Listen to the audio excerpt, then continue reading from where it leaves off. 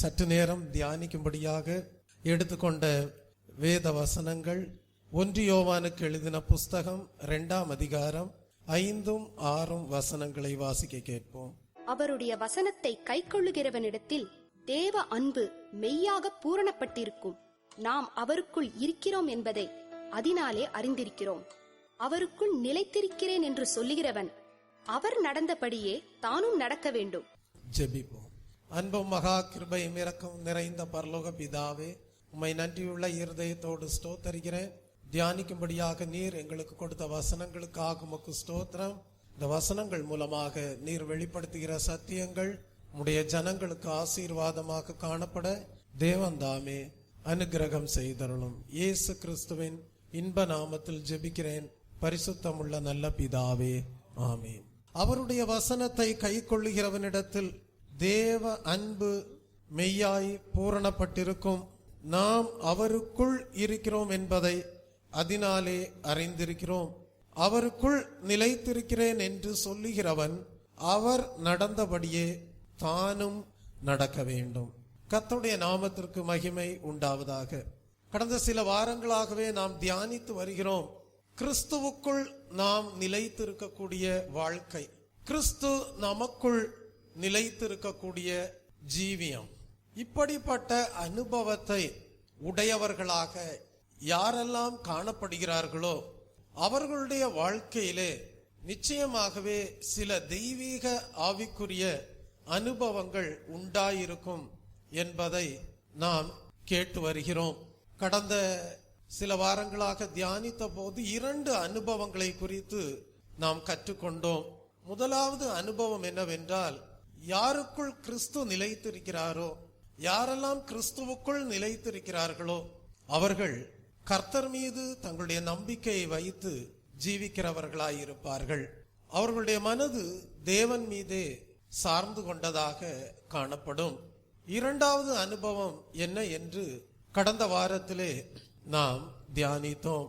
யாரெல்லாம் கிறிஸ்துவுக்குள்ளாக நிலைத்திருக்கிறார்களோ, யாருடைய வாழ்க்கையிலே கிறிஸ்து நிலைத்திருக்கிறாரோ, எப்படிப்பட்ட இரண்டாவது அனுபவம் உண்டாயிருக்கும் என்றால், அவர்கள் வேத வசனத்தை உறுதியாய் பற்றி கொண்டவர்களாய் இருப்பார்கள். அவர்கள் கன்மலையாகிய கிறிஸ்துவின் மேல் அஸ்திபாரம் இட்டவர்களாக காணப்படுவார்கள். கர்த்தருடைய நாமத்திற்கு மகிமை உண்டாவதாக. அசைவில்லாதவர்களாக, நிலைத்திருக்கக்கூடியவர்களாக, சியோன் பர்வதத்தை போல காணப்படுவார்கள் என்று வேத வசனம் சொல்லுகிறது. இந்த நாளிலே 3வது அனுபவத்தை நாம் தியானிக்க இருக்கிறோம். உங்களுக்குள்ளே கிறிஸ்து வாசம் பண்ணுவாரானால், நீங்கள் கிறிஸ்துவுக்குள்ளாக நிலைத்திருக்கக்கூடியவர்களாக இருப்பீர்களானால், உங்களுக்குள்ளே இருக்கக்கூடிய 3வது அனுபவம் என்ன என்பதை தியானிக்கும் போது வாசியுங்கள். சங்கீதம் 16ஆம் சங்கீதம் 8ஆம் வசனத்தை வாசித்து பாருங்கள். சங்கீதம் 16ஆம் சங்கீதம் 8ஆம் வசனம். கர்த்தரை எப்பொழுதும் எனக்கு முன்பாக வைத்திருக்கிறேன். கர்த்தரை எப்பொழுதும் எனக்கு முன்பாக வைத்திருக்கிறேன். அவர் என் வலது பாரிசத்தில் இருக்கிறபடியால், அவர் என் வலது பாரிசத்தில் இருக்கிறபடியால் நான் அசைக்கப்படுவதில்லை. கர்த்தருடைய நாமத்திற்கு மகிமை உண்டாவதாக.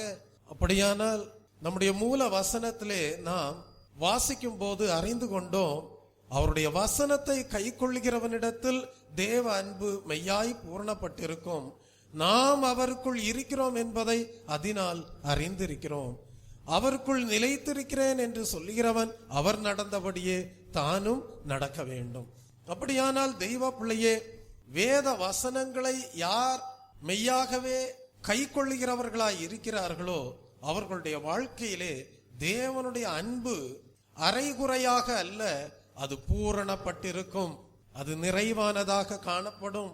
அது நிமித்தமாக நாம் அறிந்து கொள்ளலாம், நாம் கிறிஸ்துவுக்குள் இருக்கிறோம், கிறிஸ்து நமக்குள் இருக்கிறார் என்பதை. கிறிஸ்து எப்படி இந்த பூமியிலே வாழ்ந்த போது பிதாவின் சித்தம் நிறைவேறும்படியாக அவர் நடந்து வாழ்ந்து காட்டினாரோ, அதே போல நாமும் கிறிஸ்துவின் அடிச்சூடுகளை பின்பற்றுகிறவர்களாக நடக்கிறவர்களாய் இருப்போம். அப்படி நாம் கிறிஸ்துவிலே நிலைத்திருக்கிறவர்களாக, கிறிஸ்து நமக்குள்ளே நிலைத்திருக்கிறவராக, ஒரு அசையாத ஜீவியம் செய்கிறவர்களாக காணப்படும் போது நம்முடைய வாழ்க்கையிலே உண்டாயிருக்கக்கூடிய மூன்றாவது அனுபவம் தான் நாம் கர்த்தரை நமக்கு முன்பாக வைத்து நோக்கி பார்த்து வாழக்கூடிய வாழ்க்கையாய் இருக்கும். இந்த ஓய்வு நாளின் காலை வேளையிலே தேவாவியானவர் உங்களோடு ஒரு சத்தியத்தை எடுத்து பிரஸ்தாபப்படுத்த விரும்புகிறார். நீங்கள் உங்கள் வாழ்க்கையிலே யாரை உங்களுடைய வாழ்க்கையிலே முன்வைத்து வாழ விரும்புகிறீர்கள்? கர்த்தருடைய நாமத்திற்கு மகிமை உண்டாவதாக. ஒரு அரசியல்வாதியை உங்களுடைய கண்களுக்கு முன்பாக வைத்து ஒரு அரசியல்வாதியை போல வாழ விரும்புகிறீர்களா?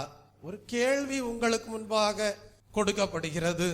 அப்படி வாழ்ந்தால் அது தேவனால் அங்கீகரிக்கப்படக்கூடிய வாழ்க்கையாய் இருக்குமா?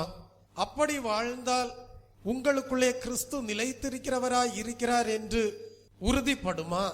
அல்லது ஒரு சினிமா நடிகரை உங்களுடைய வாழ்க்கையிலே உங்களுடைய கண்களுக்கு முன்பாக வைத்து மாதிரியாக வைத்து வாழ்வது கிறிஸ்து உங்களுக்குள்ளே நிலைத்திருக்கிறார் என்று சொல்வதற்கு ஏதுவாய் இருக்குமா?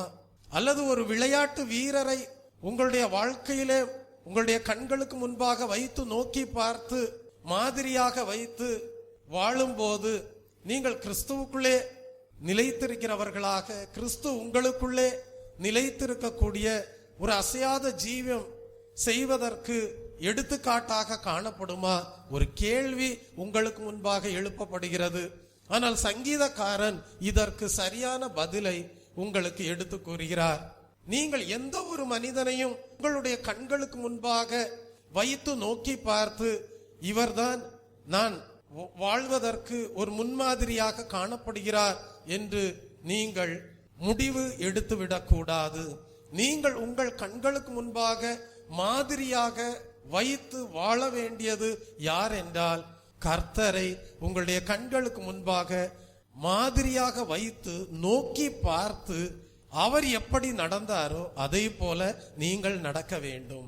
கிறிஸ்து எப்படி பிதாவின் சித்தத்தை நிறைவேற்றும்படியாக அவர் இந்த பூமியிலே வாழ்ந்தாரோ அதே போல நீங்கள் கிறிஸ்துவின் கற்பனைகளை கைக்கொள்ளும்படியாக கிறிஸ்துவை உங்களுடைய வாழ்க்கையிலே முன்வைத்து ஜீவிக்க வேண்டும். சங்கீதக்காரன் சொல்லுகிறான், நான் கர்த்தரை எனக்கு முன்பாக வைத்து நோக்கி பார்த்து கொண்டிருக்கிறேன். அவர் என் வலது பார்சத்தில் இருக்கிறபடியால் நான் அசைக்கப்படுவதில்லை. ஏன் வலது பார்சத்தில் இருக்கிறபடியால் என்று சங்கீதக்காரன் குறிப்பிடுகிறான் என்றால் மிகவும் சமீபமாக கர்த்தர் என் வாழ்க்கையிலே இருக்கிறார்.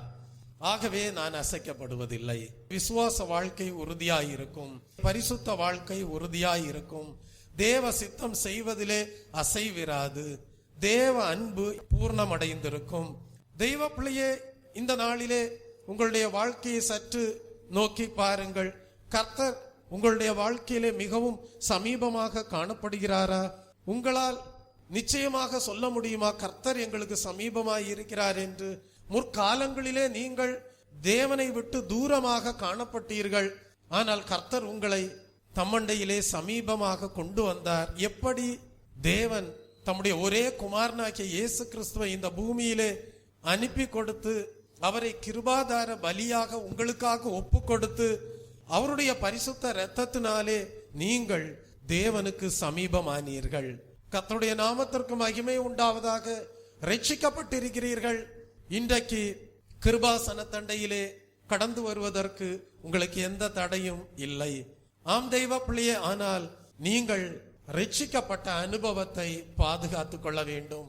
இயேசு கிறிஸ்துவின் இரத்தத்தினாலே நீங்கள் மீட்கப்பட்டீர்கள். முன்பு தூரமாயிருந்த நீங்கள் இப்பொழுது தேவனுக்கு சமீபமாய் இருக்கிறீர்கள் என்பதை உணர்ந்தவர்களாக தேவனோடு உள்ள நெருக்கத்தை நீங்கள் ஒரு நாளும் இழந்து போகாதபடி ரட்சிப்பை காத்துக்கொள்ள வேண்டும். கர்த்தருடைய நாமத்திற்கு மகிமை உண்டாவதாக. ஒவ்வொரு நாளும் அதற்கு நீங்கள் என்ன செய்ய வேண்டும்? நீங்கள் யாரை நோக்கி பார்க்கிறீர்கள்? உங்களுடைய வாழ்க்கையிலே உங்களுக்கு முன்பாக யாரை முன்மாதிரியாக வைத்து நோக்கி பார்க்கிறீர்கள் என்பதை நீங்கள் ஒவ்வொரு நாளும் ஆராய்ந்து பார்த்து தவறான காரியங்களை உங்களுடைய வாழ்க்கையிலே முன்மாதிரியாக வைத்தது நிமித்தமாக தேவனை விட்டு தூரமாக சென்றிருப்பீர்களானால் உடனடியாக நீங்கள் அறிக்கை செய்து பாவ மன்னிப்பை தேவனிடத்திலிருந்து பெற்றுக்கொண்டு தேவனே உம்மண்டையிலே கிட்டி சேர்வதே என் வாஞ்சை இந்த பூமியிலே என்று சொல்லி உம்மை அண்டிக் கொள்வதே நலம் என்று சொல்லி நீங்கள் கர்த்தரை உங்களுடைய கண்களுக்கு முன்பாக வைத்து நோக்கி பார்க்க வேண்டும். கர்த்தருடைய நாமத்திற்கு மகிமை உண்டாவதாக.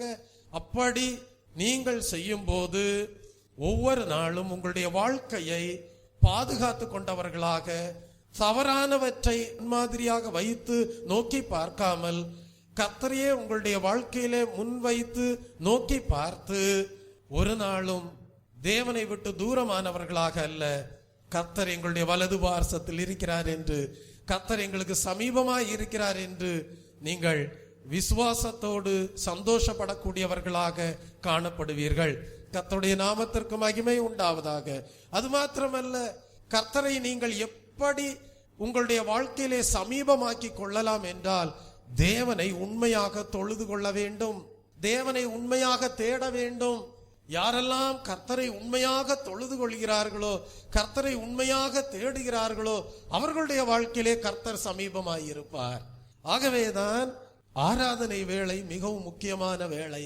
தெய்வ பிள்ளையே, தேவனை துதிக்கிற ஆராதிக்கிற சமயம் மிகவும் முக்கியமான நேரமாக காணப்படுகிறது. வாசியுங்கள் சங்கீதம் 34 சங்கீதம் 18 வசனத்தை வாசியுங்கள். நொறுங்குண்ட இருதயம் உள்ளவர்களுக்கு, நொறுங்குண்ட இருதயம் உள்ளவர்களுக்கு கர்த்தர் சமீபமாயிருந்து, கர்த்தர் சமீபமாயிருந்து நறுங்குண்ட ஆவி உள்ளவர்களை ரட்சிக்கிறார், நறுங்குண்ட ஆவி உள்ளவர்களை ரட்சிக்கிறார். அப்படியானால் யாரும் தங்களுடைய இருதயத்தை கடினப்படுத்தி வாழ்வதை தேவன் விரும்புவதில்லை. தேவன் தம்முடைய ஜனங்களுக்கு நொறுங்குண்ட ஒரு இருதயத்தை கொடுக்கிறார். நறுங்குண்ட ஆவி உள்ளவர்களை ரட்சிக்கக்கூடியவராய் இருக்கிறார். நொறுங்குண்ட இருதயம் உள்ளவர்களுக்கு கர்த்தர் சமீபமாய் இருக்கிறார். ஆம் தெய்வ பிள்ளையே, இன்னும் ரட்சிப்படையாத ஜனங்களுடைய இருதயம் எப்படிப்பட்டதாய் இருக்கிறது என்றால், தேவனிடத்திலிருந்து பெற்றுக்கொள்ள வேண்டிய ஒரு நொறுங்குண்ட இருதயத்தை பெற்றுக்கொள்ளாதவர்களாகவே, அப்படிப்பட்ட அனுபவம் என்றால் என்ன என்பதையே அறியாதவர்களாகவே தான் வாழ்ந்து வருகிறார்கள். ஆனால் தேவன் யாருடைய வாழ்க்கையிலே சமீபமாய் இருக்கிறார்? நொறுங்குண்ட இருதயம் உள்ளவர்களுடைய வாழ்க்கையிலே. வேத வசனமானது கல்லான இருதயத்திலே சம்மட்டியாக செயல்பட்டு அது நொறுக்கப்பட்டு கண்ணீரோடு உண்மையான வாழ்வின் நிலவரத்தை அறிந்து வாழ்க்கையை கர்த்தாவே உம்முடைய கரத்திலே ஒப்பு கொடுக்கிறேன் என்று நொறுங்குண்ட இருதயத்தை தேவனிடத்திலிருந்து யாரெல்லாம் பெற்றுக்கொண்டார்களோ அவர்களுக்கு கர்த்தர் சமீபமாயிருக்கிறார். தெய்வ பிள்ளையே, ரட்சிக்கப்பட்ட போது அப்படிப்பட்ட அனுபவத்தை அல்லவா நீங்கள் அடைந்தீர்கள்? ஒரு நொறுங்குண்ட இருதயத்தை அல்லவா தேவனிடத்திலிருந்து பெற்றுக்கொண்டீர்கள்? உங்கள் கண்களில் இருந்தெல்லாம் கண்ணீராக கடந்து வந்ததே. ஆம், இருதயம் நொறுக்கப்பட்டது, கல்லான இருதயம் சதையான இருதயமாக மாற்றப்பட்டது. தேவனுடைய அன்பு என்றால் என்ன என்பதை உணர்ந்தீர்களே. தெய்வ பிள்ளையே, அந்த நொறுங்குண்ட இருதயம் எப்படி உங்களுக்கு கொடுக்கப்பட்டது?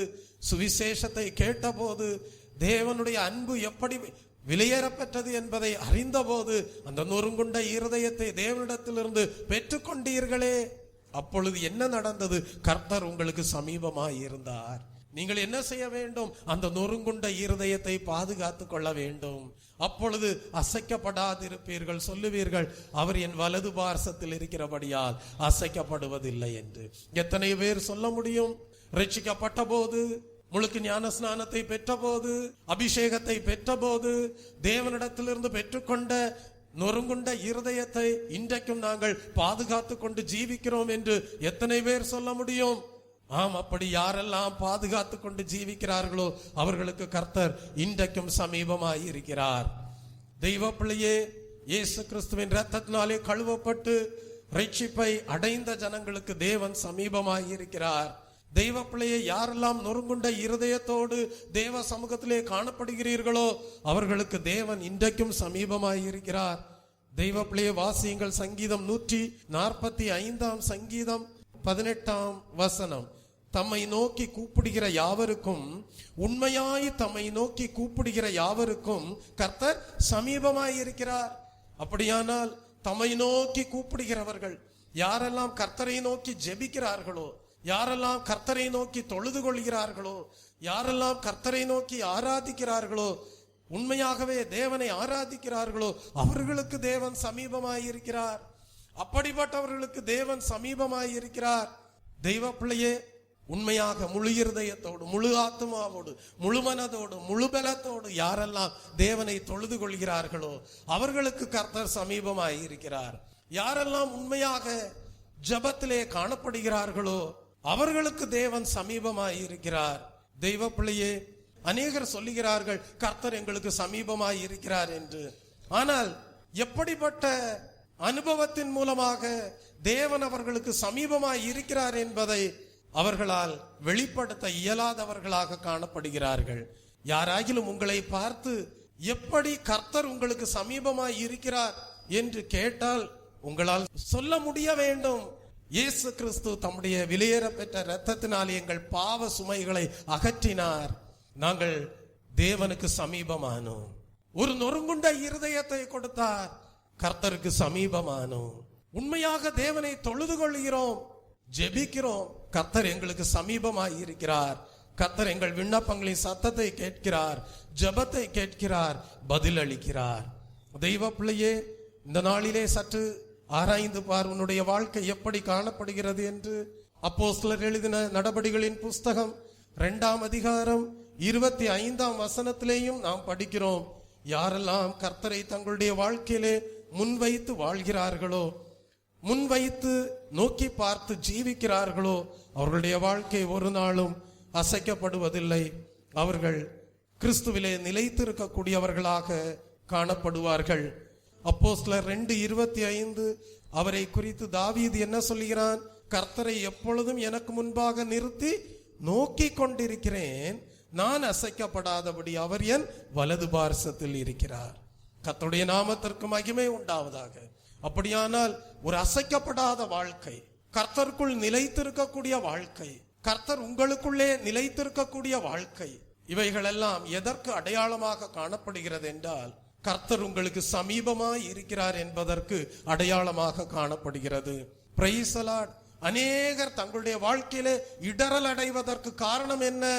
தெய்வ பிள்ளையே, தேவ அன்பு பூர்ணமடையாதவர்களை தங்களுடைய வாழ்க்கையில முன்வைத்து நோக்கி பார்த்து அவர்களை மாதிரியாக கொண்டு ஜீவிப்பதினால் அநேகருடைய வாழ்க்கை இடறுதல் அடைவதற்கு ஏதுவாக காணப்படுகிறது. ஆனால் இந்த ஓய்வு நாளின் காலை வேளையிலே தேவ ஆவியானவர் உங்களோடு இடைபடுகிறார். உங்கள் விசுவாச ஓட்டத்தை துவக்குகிறவரும் முடிக்கிறவருமாகிய இயேசுவையே நோக்கி நீங்கள் ஓட வேண்டும். தாவீது உயர்த்தப்பட்டதற்கு காரணம் கர்த்தரை தனக்கு முன்பாக வைத்திருந்ததுதான். ஆம் தெய்வ பிள்ளையே, இந்த ஓய்வு நாளின் காலை வேளையிலே நீங்கள் ஒரு தீர்மானம் எடுக்க வேண்டும். கர்த்தாவே, இந்த நாளிலிருந்து நாங்கள் உம்மையே எங்களுடைய வாழ்க்கையிலே முன்வைத்து, இயேசுவே உம்மையே எங்களுடைய வாழ்க்கையிலே முன்வைத்து, உம்மையே நாங்கள் நோக்கி பார்த்து நாங்கள் ஓடும்படியாக பிரயாசப்படுகிறோம், நாங்கள் வாழும்படியாக பிரயாசப்படுகிறோம் என்று ஒரு தீர்மானம் எடுப்பீர்களானால் ஒவ்வொரு நொடி பொழுதும் ஒவ்வொரு நிமிடமும் உங்களுடைய கண்களுக்கு முன்பாக கிறிஸ்துவே மாதிரியாக காணப்படுவார். கிறிஸ்துவே உங்களுடைய வாழ்க்கையிலே முன்னாக நோக்கி பார்ப்பதற்கு ஏதுவாக நீங்கள் மாதிரியாக வைத்திருப்பீர்கள். நீங்கள் ஒவ்வொரு நொடி பொழுதும் கிறிஸ்துவுக்குள்ளாக காணப்படுவீர்கள். கிறிஸ்து உங்களுக்குள்ளே காணப்படுவார். ஒரு அசைக்கப்படாத ஜீவியம் செய்வீர்கள். கர்த்தர் உங்களுக்கு சமீபமாய் இருப்பார். அதற்கு அடையாளமாக நீங்கள் ஜெபிக்கிறவர்களாய் இருப்பீர்கள். நீங்கள் ஒரு நொறுங்குண்ட இருதயத்தோடு தேவ சமூகத்திலே காணப்படுவீர்கள். இயேசு கிறிஸ்துவின் இரத்தத்தினாலே மீட்கப்பட்டவர்களாக தேவனுக்கு சமீபமாக காணப்படுவீர்கள். கர்த்தருடைய நாமத்திற்கு மகிமை உண்டாவதாக.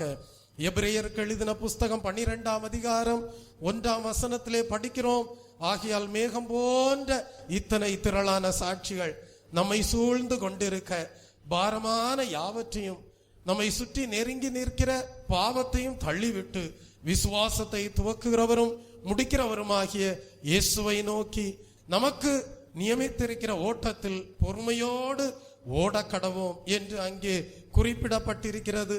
அப்படியானால் ஒரு தாயின் முகத்தை குழந்தை நோக்கி பார்க்கும் போது அந்த குழந்தைக்கு என்ன கிடைக்கிறது? ஆறுதல் கிடைக்கிறது. அந்த குழந்தைக்கு சமாதானம் கிடைக்கிறது. அதுபோல தெய்வ பிள்ளையே, நீங்களும் கூட நீதியின் சூரியனாகிய இயேசு கிறிஸ்துவை, நீங்களும் கூட கர்த்தரை உங்களுடைய வாழ்க்கையிலே முன்வைத்து கர்த்தரையே நீங்கள் நோக்கி பார்ப்பீர்களானால் அது உங்களுடைய வாழ்க்கையிலே ஆசீர்வாதத்திற்கு ஏதுவாக காணப்படும். நீங்கள் எதை நோக்கி பார்த்து ஜீவிக்கிறீர்களோ, எதை உங்களுடைய வாழ்க்கையிலே முன்வைத்து நோக்கி பார்த்து ஜீவிக்கிறீர்களோ அதற்கு ஏற்ப உங்களுடைய வாழ்க்கையும் காணப்படும். ஆகவே சாபத்திற்கு அல்ல ஆசீர்வாதத்திற்கு, குறைவுக்கல்ல பரிபூர்ணத்திற்கு நீங்கள் யாரை உங்களுடைய வாழ்க்கையிலே முன்வைக்க வேண்டும் என்றால், ஒரு அசைவுள்ள வாழ்க்கைக்கல்ல, அசையாத வாழ்க்கைக்கு, காற்று பறக்கடிக்கிற பதரை போல பறக்கடிக்கப்படுகிற வாழ்க்கைக்கல்ல, நிலைத்திருக்கக்கூடிய வாழ்க்கைக்கு நீங்கள் யாரை உங்களுடைய வாழ்க்கையிலே முன்வைத்து நோக்கி பார்த்து ஜீவிக்க வேண்டும் என்றால் கர்த்தரை உங்களுடைய வாழ்க்கையிலே முன்வைத்து நோக்கி பார்த்து ஜீவிக்க வேண்டும். ஒரு குழந்தை தாயின் முகத்தை பார்க்கும் போது அந்த குழந்தைக்கு என்ன கிடைக்கிறது? ஆறுதல் கிடைக்கிறது, சமாதானம் கிடைக்கிறது. அதுபோல உங்களுடைய வாழ்க்கையிலே நீங்கள் கர்த்தரை முன்வைத்து நோக்கி பார்த்து ஜீவிக்கும் போது நிச்சயமாகவே ஆறுதல் உண்டாகும், சமாதானம் உண்டாகும், பெற்றுக்கொள்ளக்கூடிய ஆசீர்வாதங்களும் அதனால் உங்களுடைய வாழ்க்கையிலே உண்டாயிருக்கும். ஆகவே இந்த காலை வேளையிலே ஒரு நல்ல தீர்மானம் பண்ணுங்கள். கர்த்தாவே, என்னுடைய வாழ்க்கையிலே தவறான காரியங்களை நான் மாதிரியாக வைத்து ஜீவிப்பதை என்னுடைய வாழ்க்கையிலிருந்து அகற்றும்படியாக இந்த நாளிலே தீர்மானிக்கிறேன் என்று சொல்லி நீங்கள் ஒரு நல்ல முடிவெடுங்கள். நிச்சயமாகவே இந்த நாளிலிருந்து உங்களுடைய வாழ்க்கையிலே ஒரு நல்ல மாற்றம் உண்டாகும், ஒரு நல்ல மறுரூபம் உண்டாகும். தேவனுடைய மகிமையின் சாயல் உங்களுடைய வாழ்க்கையிலே வெளிப்படும். யாக்கோபை குறித்து நாம் வேதத்திலே படிக்கிறோம். ஆதியாகமம் எழுதின புஸ்தகம் 30ஆம் அதிகாரம் 37 முதல் 39 வசனங்களை படிக்கும் போது யாக்கோபு ஆடுகளை மேய்க்கக்கூடியவனாக காணப்பட்டான். யாக்கோபு ஆடுகளை மேய்க்கும் போது அவன் செய்த ஒரு காரியம் என்ன தெரியுமா? பச்சையாய் இருக்கக்கூடிய புன்னை, வாதுமை, அர்மோன் என்கிற மரங்களின் கொப்புகளை அவன் வெட்டி இடையிடையே வெண்மை தோன்றும்படி பட்டையை உரித்து, தான் உரித்த கொப்புகளை ஆடுகள் தண்ணீர் குடிக்க வரும்போது கால்வாய்களிலும் தொட்டிகளிலும் ஆடுகளுக்கு எதிராக போட்டு வைக்கக்கூடியவனாக காணப்பட்டான். அதனால் அவைகள் கலப்பு நிறமுள்ளதும் புள்ளியுள்ளதும் வரியுள்ளதுமான குட்டிகளை போட்டது என்று படிக்கிறோம். பாருங்கள், யாக்கோபு தான் மேய்த்த ஆடுகள் நல்ல ஆசீர்வாதத்திற்கு ஏதுவான குட்டிகளை ஈன வேண்டும் என்று சொல்லி, குட்டிகளை போட வேண்டும் என்று சொல்லி அவன் என்ன செய்தான் என்றால், அதற்கு என்ன செய்ய வேண்டும் என்பதை அறிந்து அந்த ஆடுகளுக்கு முன்பாக எவைகளை கொண்டு போய் வைக்க வேண்டுமோ அவைகளை கொண்டு போய் வைத்தான். ஆகவே அந்த ஆடுகள் கலப்பு நிறமுள்ளதும் புள்ளியுள்ளதும் வரியுள்ளதுமான குட்டிகளை போட்டது என்று படிக்கிறோம். அது நிமித்தமாக யாக்கோபுக்கு ஒரு பெரிய ஆசீர்வாதம் உண்டானது. ஆகவே நீங்கள் உங்கள் கண்களுக்கு முன்பாக எதை வைத்து நோக்கி பார்க்கிறீர்களோ அதற்கு ஏற்றபடியாக உங்களுடைய வாழ்க்கையிலே நல்ல ஆசீர்வாதங்கள் உண்டாயிருக்கும். ஆகவேதான் தவறான மாதிரிகளை உங்களுடைய வாழ்க்கையிலே கண்களுக்கு முன்பாக வைத்து நோக்கி பார்த்து பின்பற்றாதபடி நீங்கள் மிகவும் ஜாக்கிரதை உள்ளவர்களாக காணப்பட வேண்டும். ஆகவேதான் சங்கீதக்காரன் இதையெல்லாம் தன்னுடைய வாழ்க்கையில உணர்ந்தவனாக, அனுபவப்பட்டவனாக குறிப்பிடுகிறான். நான் கர்த்தரை எனக்கு முன்பாக வைத்து நோக்கி பார்த்து கொண்டிருக்கிறேன், அவர் என் வலது பார்சத்தில் இருக்கிறபடியால் நான் அசைக்கப்படுவதில்லை என்று எழுதுகிறான். தெய்வ பிள்ளையே, மேகம் போன்ற இத்தனை திரளான சாட்சிகள் அது எதை காட்டுகிறது? விசுவாச வீரர்களை காட்டுகிறது, நீதிமான்களை காட்டுகிறது. அநேக பரிசுத்தவான்கள் இருக்கலாம், அநேக நீதிமான்கள் இருக்கலாம். ஆனாலும் நீங்கள் உங்கள் கண்களுக்கு முன்பாக வைத்து நோக்கி பார்க்க வேண்டிய ஒருவர் உண்டானால் அவர் கர்த்தராகிய இயேசு கிறிஸ்து மாத்திரமே, அவர் ஆண்டவராகிய இயேசு கிறிஸ்து மாத்திரமே. கர்த்தருடைய நாமத்திற்கு மகிமை உண்டாவதாக.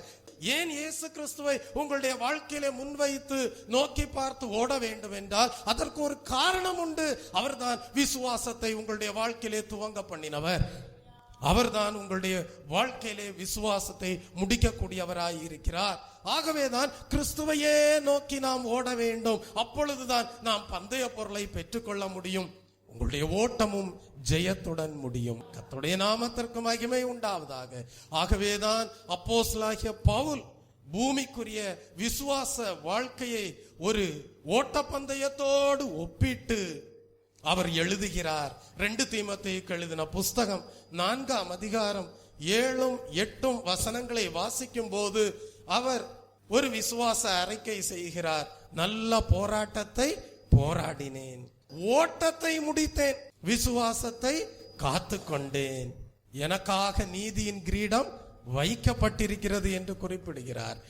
இது முதல் நீதியின் கிரீடம் எனக்காக வைக்கப்பட்டிருக்கிறது, நீதியுள்ள நியாயாதிபதியாகிய கர்த்தர் அந்நாளிலே எனக்கு அதை தந்தருளுவார். இப்பொழுது ஒரு ஆலோசனை சொல்லுகிறார். எனக்கு மாத்திரமல்ல, என்னை போல யாரெல்லாம் கர்த்தரை தங்களுடைய வாழ்க்கையிலே முன்வைத்து நோக்கி பார்த்து ஓடுகிறார்களோ அவர்களுக்கும், அவர் பிரசன்னமாகுதலை விரும்புகிற யாவருக்கும் நீதியின் கிரீடத்தை தந்தருளுவார்.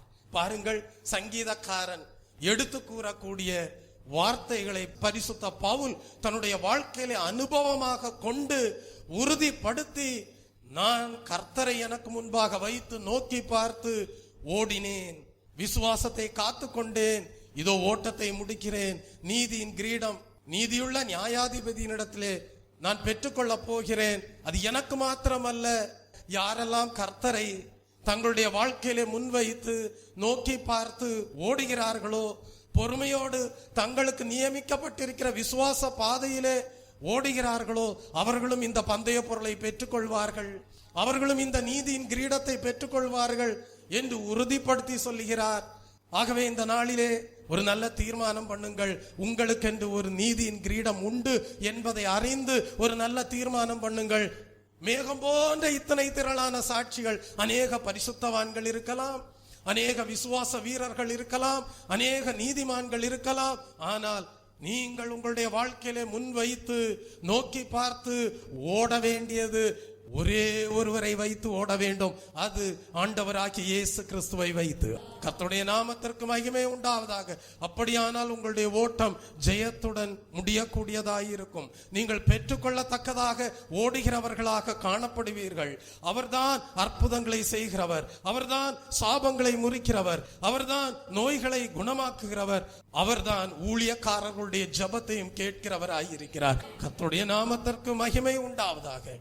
ஒரு நாள் அப்போஸ்தலனாகிய யோவானும் பேதுருவும் தேவாலயத்திற்கு போய் கொண்டிருக்கிறார்கள். தேவாலயத்திற்கு போகக்கூடிய வழியில் அங்கே ஒரு பிறவி சப்பாணி அந்த பேதுருவையும் யோவானையும் நோக்கி பார்க்கிறான். அந்த சம்பவத்தை நாம் அப்போஸ்தலர் எழுதின நடபடிகளின் புஸ்தகம் 3ஆம் அதிகாரம் 6, 7 வசனங்களிலே படிக்கிறோம். அப்பொழுது அந்த சப்பாணி பேதுருவினிடத்திலும் யோவானிடத்திலிருந்தும் ஏதாயிலும் கிடைக்கும் என்று எண்ணி அவர்களை நோக்கி பார்க்கிறான். அப்பொழுது பேதுரு என்ன சொல்கிறான்? அப்பொழுது பேதுரு வெள்ளியும் பொன்னும் என்னிடத்தில் இல்லை, வெள்ளியும் பொன்னும் என்னிடத்தில் இல்லை, என்னிடத்தில் உள்ளதை உனக்கு தருகிறேன், என்னிடத்தில் உள்ளதை உனக்கு தருகிறேன், நசரேயனாகிய இயேசு கிறிஸ்துவின் நாமத்தினாலே, நசரேயனாகிய இயேசு கிறிஸ்துவின் நாமத்தினாலே நீ எழுந்து நட என்று சொல்லி, நீ எழுந்து நட என்று சொல்லி வலது கையினால் அவனை பிடித்து தூக்கி விட்டான், வலது கையினால் அவனை பிடித்து தூக்கி விட்டான். உடனே அவனுடைய கால்களும் கரடுகளும் பலன் கொண்டது. அவன் குதித்தெழுந்து நின்று நடந்தான். கர்த்தருடைய நாமத்திற்கு மகிமை உண்டாவதாக.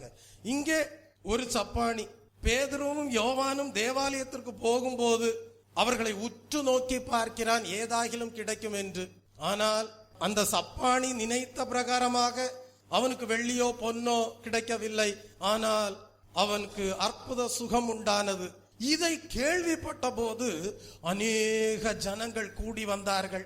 அவர்கள் எல்லாரும் வந்து பேதுருவையும் யோவானையும் நோக்கி பார்த்து கொண்டே இருக்கிறார்கள்.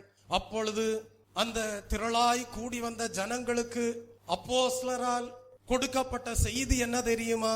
12ஆம் வசனத்தையும் 16ஆம் வசனத்தையும் வாசித்து பாருங்கள். பேதுரு அதை கண்டு ஜனங்களை நோக்கி இஸ்ரவேலரே இதை குறித்து நீங்கள் ஆச்சரியப்படுகிறது என்ன? நாங்கள் எங்கள் சுய சக்தியினாலாவது சுய பக்தியினாலாவது இவனை நடக்க பண்ணினோம் என்று நீங்கள் எங்களை நோக்கி பார்ப்பது என்ன? ஒரு கேள்வி அப்போஸ்தலர் கேட்கிறார். ஒரு அற்புதம் நடந்து விட்டது அப்போஸ்தலர்கள் மூலமாக. ஆகவே திரளான ஜனங்கள் அப்போஸ்தலர்களையே நோக்கி பார்க்கிறார்கள், பேதுருவையும் யோவானையுமே நோக்கி பார்க்கிறார்கள். தங்களுடைய வாழ்க்கையிலே அவர்களை மாதிரியாக வைத்துக் கொள்ளலாமா என்று நோக்கி பார்ப்பதை போல அவர்களுடைய பார்வை காணப்படுகிறது, திரளான ஜனங்களுடைய பார்வை. அப்பொழுதுதான் பேதுரு சத்தியத்தை வெளிப்படுத்துகிறார். நாங்கள் எங்கள் சுய சக்தியினாலாவது எங்கள் சுய பக்தியினாலாவது இவனை நடக்க பண்ணினோம் என்று நீங்கள் நினைக்கிறீர்களா? எங்களை நீங்கள் நோக்கி பார்ப்பது என்ன? எங்களை அல்ல நீங்கள் நோக்கி பார்க்க வேண்டியது. யாரை நோக்கி பார்க்க வேண்டும்? 16ஆம் வசனத்தை வாசித்து பாருங்கள். அவருடைய நாமத்தை பற்றும் விசுவாசத்தினாலே, அவருடைய நாமமே நீங்கள் பார்த்து அறிந்திருக்கிற இவனை பலப்படுத்தினது.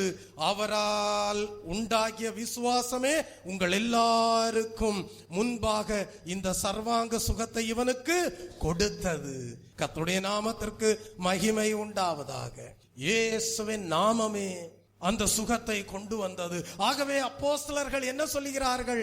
நீங்கள் எங்களை அல்ல நோக்கி பார்க்க வேண்டியது, இயேசுவை உங்களுடைய வாழ்க்கையில முன்வைத்து நோக்கி பாருங்கள். அவருடைய நாமம் அதிசயங்களை செய்யும். அவருடைய நாமம் உங்களுடைய வாழ்க்கையில அற்புதங்களை செய்யும். உங்களுடைய வாழ்க்கையில நோய்களை நீக்கும். அசையாத ஜீவியம் செய்யும்படியாக அனுகிரகம் பண்ணும். பாடுவோமா? இயேசு என்னும் நாமத்தில், இயேசு என்னும் நாமத்தில் ஜெயம் நமக்குண்டு.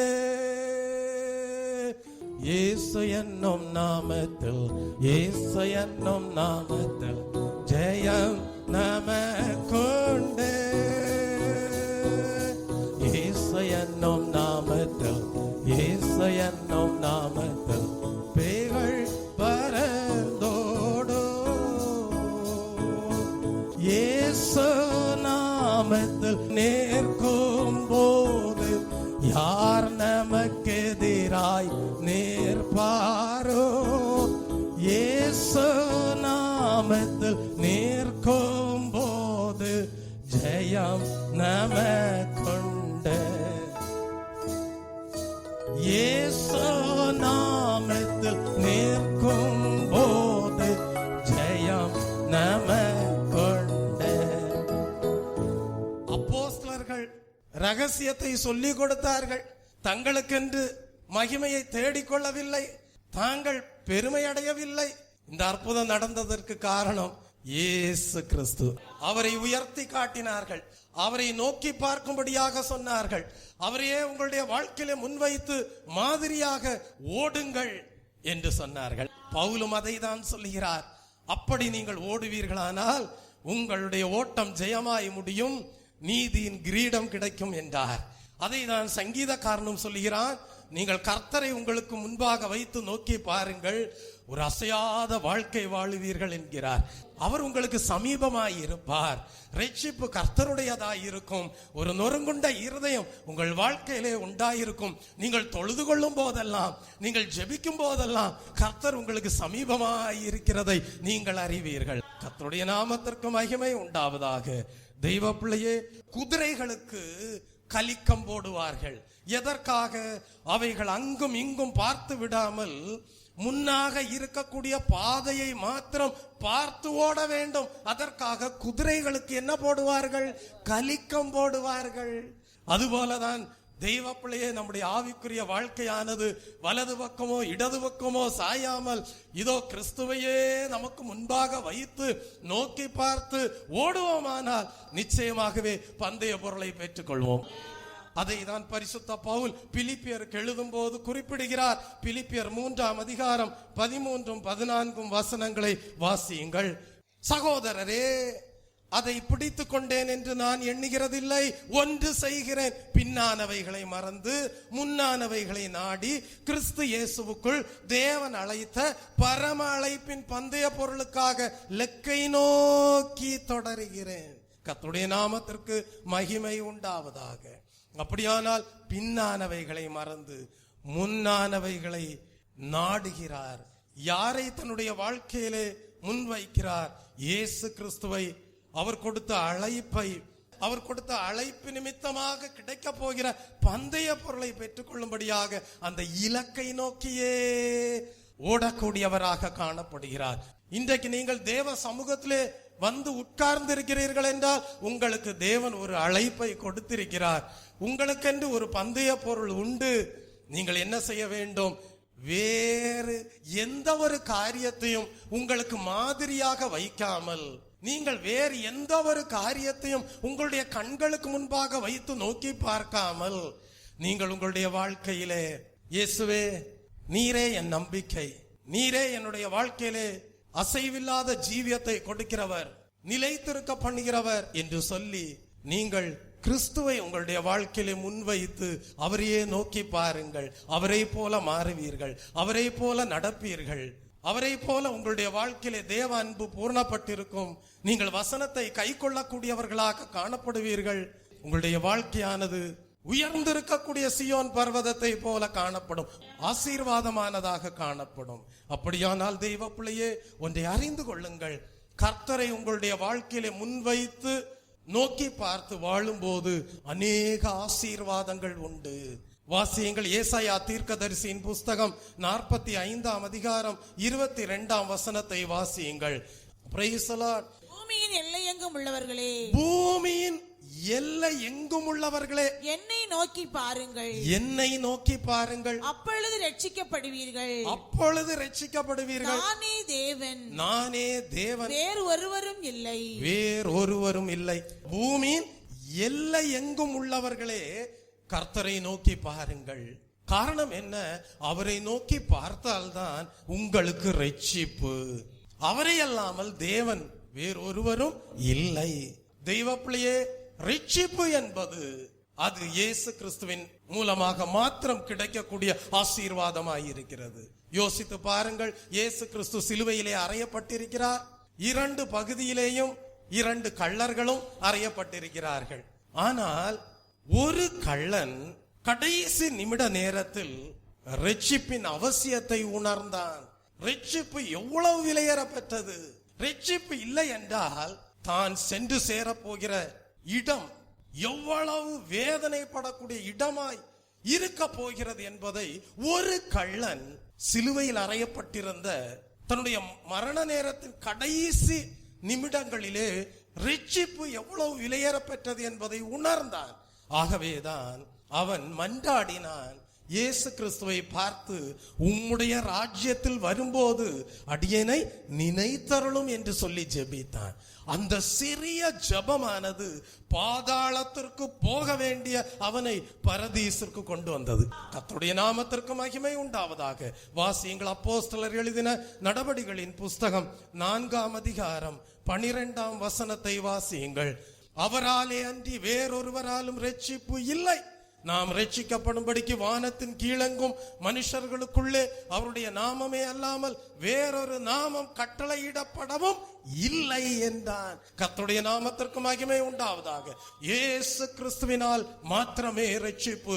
ஆகவேதான் பூமியின் எல்லையெங்கும் உள்ளவர்களே, அவரை நோக்கி பாருங்கள் என்று ஏசாயா தீர்க்கதரிசியின் மூலமாக தேவாவியானவர் வெளிப்படுத்துகிறார். ஆகவே உங்களுடைய வாழ்க்கையிலே நீங்கள் ரட்சிப்படைய போவதும் ரட்சிக்கப்படாமல் போவதும், நீங்கள் யாரை உங்களுடைய கண்களுக்கு முன்பாக வைத்து நோக்கி பார்க்கிறீர்களோ அதற்கு ஏற்ற பிரகாரம் தான் காணப்பட போகிறது. அந்த ஒரு கள்ளன் இயேசுவை நோக்கி பார்த்தவன் மன்றாடினான், ஜெபித்தான், ரட்சிக்கப்பட்டான். ஆனால் இன்னொரு கள்ளன் இருதயம் கடினப்பட்டு காணப்பட்டது. அவனால் அந்த சந்தர்ப்பத்திலே இயேசுவை தன்னுடைய வாழ்க்கையிலே முன்வைத்து நோக்கி பார்க்க இயலவில்லை. ஆகவே அவன் அடைய வேண்டிய ரட்சிப்பும் அவனுக்கு கிடைக்கவில்லை. இந்த நாளிலே யாரை உன்னுடைய வாழ்க்கையில முன்வைத்து வாழும்படியாக தீர்மானிக்கிறாய்? யாரை உன்னுடைய வாழ்க்கையிலே முன்வைத்து அடிச்சுவடுகளை பின்பற்றும்படியாக தீர்மானிக்கிறாய், அதன் அடிப்படையிலேயே உன்னுடைய முடிவும் காணப்பட போகிறது. அதன் அடிப்படையிலேயே உன்னுடைய நித்திய வாழ்க்கையும் காணப்பட போகிறது. ஆகவே இந்த நாளிலே கர்த்தாவே ஒன்று செய்கிறேன், பின்னானவைகளை மறந்து முன்னானவைகளை நாடி இயேசு கிறிஸ்துவுக்குள் அழைக்கப்பட்ட அழைப்பின் மேன்மையை எண்ணி பரம அழைப்பின் பந்தய பொருளை பெற்றுக்கொள்ளும்படியாக லெக்கை நோக்கி தொடர்கிறேன் என்று சொல்லி தீர்மானம் பண்ணுவாயானால் உண்மையாகவே நீ ரட்சிக்கப்பட்ட மனிதனாக காணப்படுவாய். இயேசுவை நோக்கி பார்த்தவர்கள் ரட்சிக்கப்பட்டவர்கள் தான். இயேசுவை தங்களுடைய வாழ்க்கையிலே முன்வைத்து மன்றாடினவர்கள், ஜெபித்தவர்கள், வேண்டிக் கொண்டவர்கள், பாவ மன்னிப்பை பெற்றுக்கொண்டவர்கள், தேவனை அண்டி சேர்ந்தவர்கள் ரட்சிக்கப்பட்டவர்களாக காணப்படுகிறார்கள். ரட்சிப்பு கர்த்தருடையது. கர்த்தருடைய நாமத்திற்கு மகிமை உண்டாவதாக. அது மாத்திரமல்ல, இயேசுவை உங்களுடைய வாழ்க்கையிலே முன்வைத்து நோக்கி பார்த்து ஜீவிக்கும் போது உங்களுடைய வாழ்க்கையிலே ஜீவன் உண்டாயிருக்கும். இதுவரைக்கும் ஜீவன் என்று கேட்கும் போது நமக்குள்ளே ஒரு ஜீவன் இருக்கிறது, அதை குறித்து தான் உங்களுக்கு தெரியும். ஆனால் இன்னொரு ஜீவன் இருக்கிறது, நித்திய ஜீவன் என்று ஒன்று இருக்கிறது. வாசியுங்கள். எண்ணாகமம் எழுதின புஸ்தகம் 21ஆம் அதிகாரம் 8ஆம் வசனத்தை வாசியுங்கள். எண்ணாகமம் 21ஆம் அதிகாரம் 8ஆம் வசனம். ஸ்தோத்திரம். அப்பொழுது கர்த்தர் மோசேயை நோக்கி, நீ ஒரு கொள்ளிவாய் சர்ப்பத்தின் உருவத்தை செய்து அதை ஒரு கம்பத்தின் மேல் தூக்கி வை. கடிக்கப்பட்டவன் எவனோ அவன் அதை நோக்கி பார்த்தால் பிழைப்பான் என்றார். இங்கே நாம் படிக்கிற ஒரு சத்தியம் உண்டு.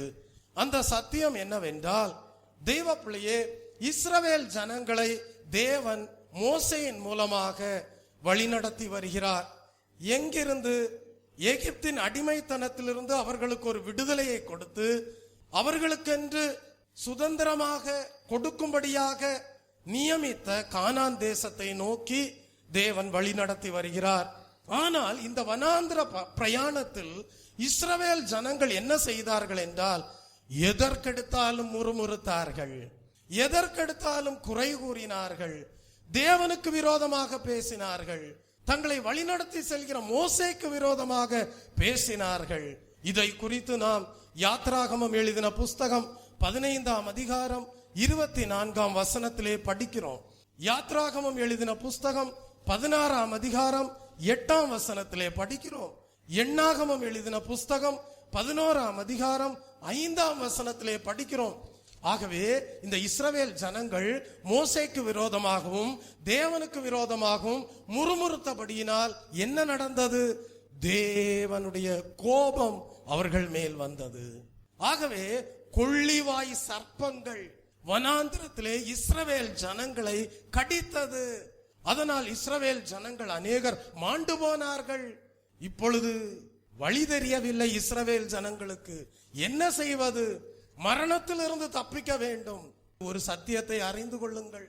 நீங்கள் தேவனுக்கு விரோதமாகவும் தேவன் வழிநடத்துகிற அந்த வழிநடத்துதலுக்கு விரோதமாகவும் தேவனுக்கு விரோதமாகவும் அவர் நியமித்த ஊழியக்காரருக்கு விரோதமாகவும் நீங்கள் முறுமுறுப்பீர்களானால் தேவன் என்ன செய்வார்? அதற்கு எதிராக காணப்படுகிறது யார்? தேவனுக்கு எதிராக காணப்படுகிறது யார்? சாத்தான். அந்த சாத்தானை உங்களுடைய வாழ்க்கையிலே அனுமதித்து விடுவார். தேவன் ரட்சிப்பு என்கிற அடைக்கலத்தை எடுத்து போடுவார், வேலியை அகற்றி போடுவார். சாத்தான் உங்களுடைய வாழ்க்கையிலே வருவான். அவன் என்ன செய்வான்? அவன் உங்களுடைய வாழ்க்கையை பாழ்படுத்தி போடுவான். சாத்தான் உங்களுடைய வாழ்க்கையை கொள்ளிவாய் சர்ப்பத்தை போல பட்சிக்க கூடியவனாக காணப்படுவான். ஆகவேதான் தேவனுக்கு விரோதமாகும் தேவனுடைய ஊழியக்காரருக்கு விரோதமாகும் முறுமுறுக்க கூடாது. ஆனால் இஸ்ரவேல் ஜனங்கள் அதை செய்தார்கள். செய்த போது சாத்தானுக்கு அங்கே இடம் உண்டானது. கொள்ளிவாய் சர்ப்பம் அங்கே வந்தது. வந்து இஸ்ரவேல் ஜனங்களை பட்சித்து போட்டது. அநேகர் மரித்து போனார்கள். இப்பொழுது இஸ்ரவேல் ஜனங்களுக்கு வழி தெரியவில்லை. எப்படி இந்த கொள்ளிவாய் சர்ப்பத்தினிடத்திலிருந்து எப்படி தப்பிப்பது என்பது வழி தெரியவில்லை. ஆகவே தேவனை நோக்கி கூப்பிட்டார்கள். ஆபத்து காலத்தில் என்னை நோக்கி கூப்பிடு. கர்த்தரை நோக்கி கூப்பிட்டார்கள். அப்பொழுதுதான் கர்த்தர் சொன்னார், மோசேயை பார்த்து, இந்த கொள்ளிவாய் சர்ப்பத்தினாலே யாரெல்லாம் கடிபடுகிறார்களோ அவர்கள் எல்லாரும் நோக்கி பார்க்க வேண்டிய ஒன்று உண்டு. ஒரு வெண்கல சர்ப்பத்தை உருவமாக செய்து கம்பத்தின் மீது நாட்டுவாயாக, அதை நோக்கி பார்த்தால் அவர்கள் குணமடைவார்கள், பிழைப்பார்கள் என்று. கர்த்தருடைய நாமத்திற்கு மகிமை உண்டாவதாக. தெய்வ பிள்ளையே, இதை குறித்துதான் யோவானுக்கு எழுதின சுவிசேஷ புஸ்தகத்திலே நாம் பொருளாக படிக்கிறோம். இயேசு கிறிஸ்து இந்த பூமிக்கு வந்தபோது அந்த சம்பவத்தை ஞாபகப்படுத்தினார். வாசியுங்கள், யோவான் 3ஆம் அதிகாரம் 14 15 வசனங்களை படியுங்கள். சர்ப்பமானது மோசையினால் வனாந்திரத்திலே உயர்த்தப்பட்டது போல மனுஷகுமாரனும் தன்னை விசுவாசிக்கிறவன் எவனோ அவன் கெட்டு போகாமல் நித்திய ஜீவனை அடையும்படிக்கு உயர்த்தப்பட வேண்டும். ஜீவன் உண்டு. நீங்கள் எதை நோக்கி பார்க்கிறீர்களோ அதன் அடிப்படையிலே உங்களுக்கு ஜீவன் உண்டு. நீங்கள் கர்த்தரை உங்களுடைய வாழ்க்கையிலே முன்வைத்து நோக்கி பார்ப்பீர்களானால் நித்திய ஜீவன் உண்டு. யார் யார் கிறிஸ்துவை நோக்கி பார்த்து நித்திய ஜீவனை எங்களுக்கு தாரும் என்று கேட்கிறார்களோ அவர்கள் வாழ்க்கையிலே வலு சர்ப்பமாகிய சாத்தானின் விஷம் முறிந்து நித்திய ஜீவன் உண்டாகிறது. இந்த நாளிலே யோசித்து பாருங்கள். உங்களை வழி நடத்தி செல்கிற ஊழியக்காரருக்கு விரோதமாக முறையிடுகிறீர்களா? தேவனுக்கு விரோதமாக முறையிடுகிறீர்களா? வாழ்க்கை பாதை ஒருவேளை வனாந்திர பாதையாய் இருக்கலாம், வறட்சி நிறைந்த பாதையாய் இருக்கலாம். வாழ்க்கையிலே நன்மைகள் குறைவுபட்டதை போல தோன்றலாம். இவைகளின் மத்தியிலே முறுமுறுக்கிறாயா? தேவனுக்கு விரோதமாக முறுமுறுக்கிறாயா? உன்னை வழி நடத்துகிறவர்களுக்கு ஊழியக்காரர்களுக்கு விரோதமாக முறுமுறுக்கிறாயா? அங்கே கொள்ளிவாய் சர்ப்பம் வரும், வலு சர்ப்பம் வரும், கடிக்கும், நீ வேதனைப்படுவாய். ஆனால் கர்த்தர் சொல்லுகிறார், நீ என்னை உன்னுடைய வாழ்க்கையிலே முன்வைத்து நோக்கி பார்ப்பாய், ஆனால் உனக்கு நித்திய ஜீவன் உண்டு என்கிறார். அந்த வலு சர்ப்பத்தினால் உண்டாகிற விஷம் முறிக்கப்படும் என்கிறார். உனக்கு ஜீவன் உண்டாயிருக்கும் என்கிறார். கர்த்தருடைய நாமத்திற்கு மகிமை உண்டாவதாக. தெய்வ பிள்ளை, யோவானுக்கு எழுதின புஸ்தகம் 10ஆம் அதிகாரம் 10ஆம் வசனத்தை வாசித்து பாருங்கள். யோவான் 10ஆம் அதிகாரம் 10ஆம் வசனம். திருடன் திருடவும் கொல்லவும் அழிக்கவும் வருகிறானே என்று வேறொன்றுக்கும் வரான். நானோ அவைகளுக்கு ஜீவன் உண்டாயிருக்கவும் அது பரிபூர்ணப்படவும் வந்தேன்.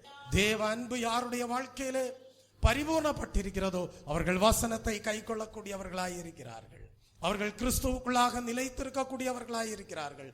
கிறிஸ்து அவர்களுக்குள்ளே நிலைத்திருக்கக்கூடியவராய் இருக்கிறார். வலு சர்ப்பத்தின் வல்லமைகள் அவர்களை மேற்கொள்ள முடியாது.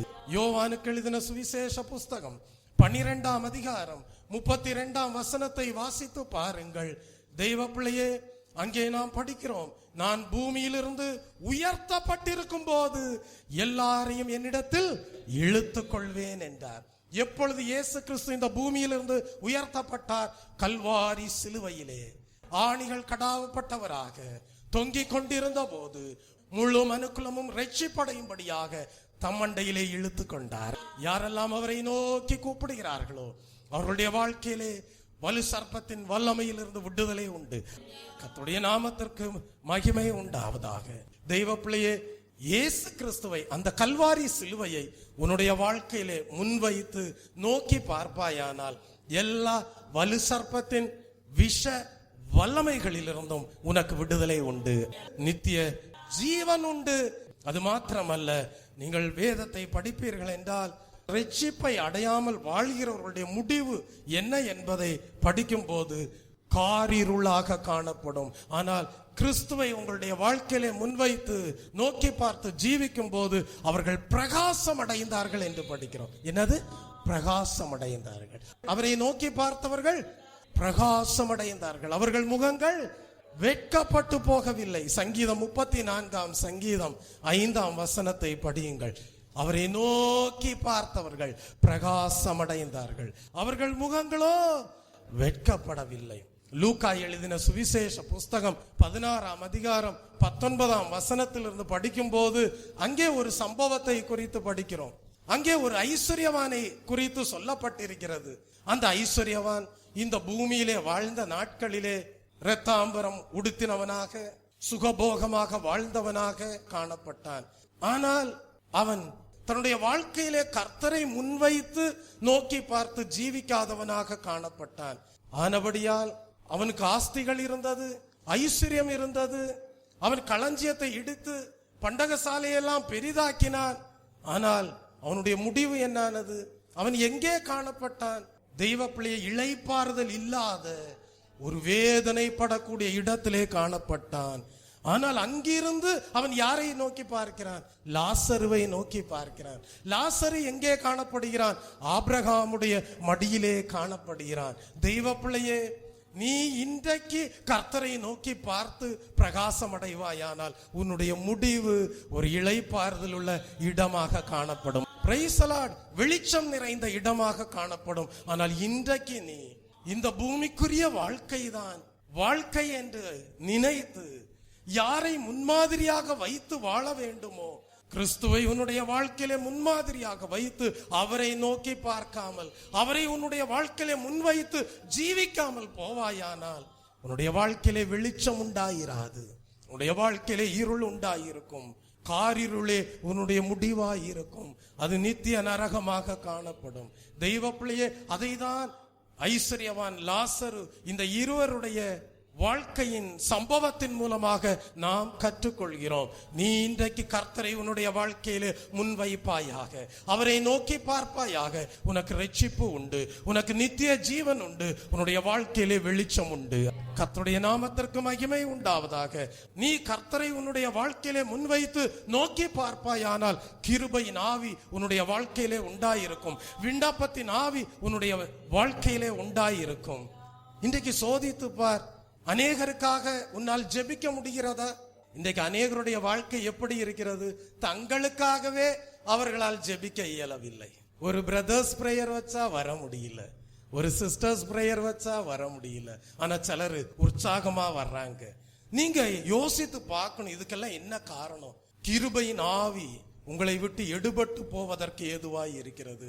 விண்ணப்பத்தின் ஆவி உங்களை விட்டு எடுபட்டு போவதற்கு ஏதுவாய் இருக்கிறது. கர்த்தர் உங்களுக்கு தான் ஆலோசனை கொடுக்கிறாரு. சினிமாவை உங்க வாழ்க்கையில முன்வைத்து வாழாதீங்க. சினிமா பாடலை உங்களுடைய வாழ்க்கையில முன்வைத்து கேட்டு வாழாதீர்கள். கனநித்திர ஆவிக்கு இடம் கொடுத்து வாழாதீர்கள். இந்த சமயம் உணர்வடைய வேண்டும். ஜப நேரம். கிருபையின் ஆவி எனக்குள் இருக்கிறது, விண்ணப்பத்தின் ஆவி எனக்குள் இருக்கிறது. நான் கர்த்தரை என்னுடைய வாழ்க்கையில முன்வைத்து ஓடுகிறவன், முன்வைத்து நோக்கி பார்த்து வாழுகிறவன் என்று சொல்லி கிருபையின் ஆவிக்கு இடம் கொடுக்க வேண்டும். இல்லாவிட்டால் நீங்கள் வாழ்நாளை எல்லாம் வீண் நாளாக்கி இருப்பீர்கள். மாயைக்கு ஒப்பு கொடுத்திருப்பீர்கள். ஒரு நாள் அறிந்திருப்பீர்கள், மற்ற ஜனங்களுக்குள்ளாக இருக்கக்கூடிய கிருபையின் ஆவி உங்களுக்குள்ளே இல்லை என்பதை, மற்றவர்களுக்குள்ளாக இருக்கக்கூடிய விண்ணப்பத்தின் ஆவி உங்களுக்குள்ளாக இல்லை என்பதை அறிந்திருப்பீர்கள்.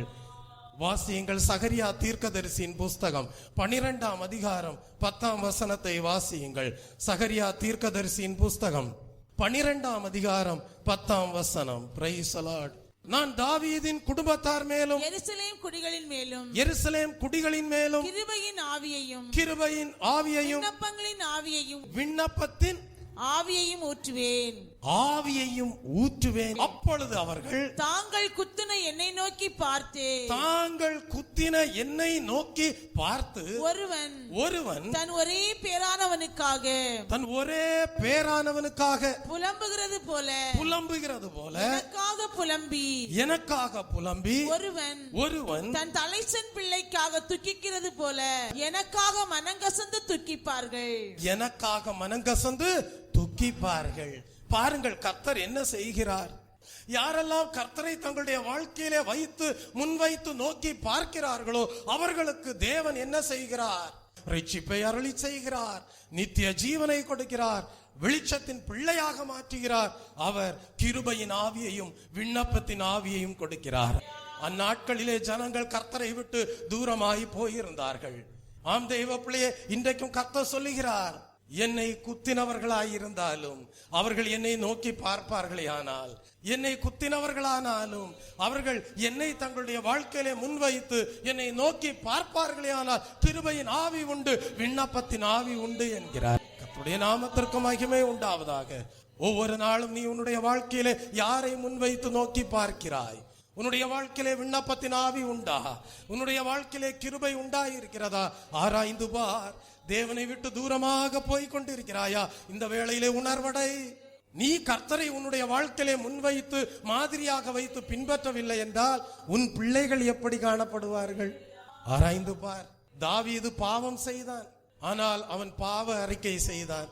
சங்கீதம் 51 அதிகாரம் 4 தேவரீர் ஒருவருக்கே விரோதமாக நான் பாவம் செய்தேன். தாவீது என்ன சொல்லுகிறான்? நான் எந்த மனிதனுக்கு விரோதமாகவும் பாவம் செய்தேன் என்று அவன் குறிப்பிடவில்லை. அவன் பாவம் செய்த போது அவன் குறிப்பிடுகிறான், தேவரீர் ஒருவருக்கே விரோதமாக நான் பாவம் செய்தேன். உமது கண்களுக்கு முன்பாக பொல்லாங்கானதை நடப்பித்தேன். நீர் பேசும்போது உம்முடைய நீதி விளங்கவும், நீர் நியாயம் தீர்க்கும் போது உம்முடைய பரிசுத்தம் விளங்கவும் இதை அறிக்கையிடுகிறேன் என்கிறான். உன்னுடைய வாழ்க்கை எப்படி காணப்படுகிறது? நீ பாவம் செய்யும் போது ஒரு மனிதனுக்கு விரோதமாக அல்ல, தேவனுக்கு விரோதமாக பாவம் செய்கிறாய். நீ பாவம் செய்யும் போது கர்த்தருடைய கண்களுக்கு முன்பாக பொல்லாங்கானவைகளை நடப்பிக்கிறாய். ஆகவே தேவன் பேசும்போது நியாயம் விளங்கும். ஆகவே உன்னுடைய வாழ்க்கையிலே கர்த்தருடைய பரிசுத்தம் விளங்கும்படியாக நீ என்ன செய்ய வேண்டும்? செய்த பாவங்களுக்கு பாவ மன்னிப்பு கேட்க வேண்டும், பாவ மன்னிப்பை பெற்றுக்கொள்ள வேண்டும். கர்த்தர் என் பாவங்களை மன்னித்தார் என்று விசுவாச அறிக்கை செய்ய வேண்டும். தாவீது அப்படி விசுவாச அறிக்கை செய்தான். வாசித்து பாருங்கள். சங்கீதம் 32 சங்கீதம் 5 வாசியுங்கள். சங்கீதம் 32 5 நான் என் அக்கிரமத்தை மறைக்காமல் என் பாவத்தை உமக்கு அறிவித்தேன், என் மீறுதல்களை கர்த்தருக்கு அறிக்கையிடுவேன் என்று தேவரீர் என் பாவத்தின் தோஷத்தை மன்னித்தீர். அவன் என்ன சொல்லுகிறான்? உறுதியாக சொல்லுகிறான், நான் செய்த பாவத்தின் தோஷத்தை கர்த்தர் மன்னித்தார். இன்றைக்கு எத்தனை பேருக்கு அந்த உணர்வு இருக்கிறது? இன்றைக்கு அந்த உணர்வு இல்லைன்னா நீங்க இன்னைக்கு போய் வீட்டுல போய் கொஞ்சம் முழங்கார் படிட்டு ஜெபிக்கணும். கர்த்தாவே, ஜெபிக்க வேண்டிய நேரத்துல ஜெபிக்காம போயிட்டேன், வேதத்தை தியானிக்க வேண்டிய நேரத்துல தியானிக்காம போயிட்டேன், முரட்டாட்டம் பண்ணினேன், உமக்கு விரோதமா பாவம் செய்தேன், ஊழியக்காரருக்கு விரோதமாக முறையிட்டேன். கர்த்தாவே, சர்ப்பம், வலு சர்ப்பம் கடித்து கொண்டே இருக்கு என் வாழ்க்கையில. கர்த்தாவே, ஜீவனை தாரும், கிருபையின் ஆவியை தாரும், விண்ணப்பத்தின் ஆவியை தாரும், ரட்சிப்பை தாரும், உங்க பாவங்களை மன்னியும் என்று சொல்லி நீ முறையிடுவாயானால், கர்த்தரை நோக்கி கூப்பிடுவாயானால் கர்த்தர் உன்னை விடுவிப்பார். Praise the Lord. உன்னுடைய வாழ்க்கையிலே தேவனுடைய கிருபை உண்டாயிருக்கும். நீ மற்றவர்களுக்காக மன்றாடுகிறவனாக மாறுவாய். உன்னுடைய விண்ணப்பங்களின் சத்தம் உன் பிள்ளைகளுடைய காதிலே எட்டும். அவர்கள் உணர்வடைவார்கள். அவர்களும் வலு சர்ப்பத்தின் பிடியிலிருந்து விடுதலையாக்கப்படுவார்கள். ரட்சிப்பு கர்த்தருடையதாய் இருக்கும். ஆம் தெய்வ பிள்ளையே, கர்த்தரை நோக்கி பார்க்கும் போது சகாயம் உண்டாயிருக்கும், ஒத்தாசை உண்டாயிருக்கும். வாசியுங்கள். சங்கீதம் 27 சங்கீதம் 8-9 வாசியுங்கள். சங்கீதம் 27 8-9 சங்கீதக்காரன் கர்த்தரை தன்னுடைய வாழ்க்கையில முன்வைத்து அவருடைய முகத்தை நோக்கி பார்ப்பது எவ்வளவு பெரிய ஆசீர்வாதம் என்பதை தாவீது அறிந்து கொண்டார். ஆகவேதான் அங்கே குறிப்பிடுகிறார், என் முகத்தை தேடுங்கள் என்று சொன்னீரே, என் முகத்தை தேடுங்கள் என்று சொன்னீரே, உம்முடைய முகத்தையே தேடுவேன், உம்முடைய முகத்தையே தேடுவேன் கர்த்தாவே என்று என் இருதயம் உம்மிடத்தில் சொல்லிற்று, என்று என் இருதயம் உம்மிடத்தில் சொல்லிற்று. உம்முடைய முகத்தை எனக்கு மறையாதே, நீர் கோபத்துடன் உமது அடியேனை விலக்கி போடாதே. பாருங்கள், தாவீதினுடைய ஜெபம், என் முகத்தை தேடுங்கள் என்று சொன்னீரே. வாலிபர்களே, என் முகத்தை தேடுங்கள் என்று சொன்னீரே. கர்த்தர் உங்களை பார்த்து பேசுகிறார். அவர் என்ன பேசுகிறார்? கர்த்தர் தம்முடைய முகத்தை நோக்கி பார்க்கும்படியாக பேசுகிறார். அப்ப நீங்க என்ன சொல்லணும்?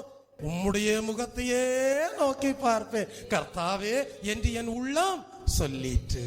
வாலிபர்களே, வயோதிபர்களே, இன்றைக்கு எத்தனை பேருடைய உள்ளம் சொல்லுகிறது, கர்த்தாவே எங்கள் கண்கள் உம்மையே நோக்கி பார்க்கும் என்று. கர்த்தருடைய நாமத்திற்கு மகிமை உண்டாவதாக.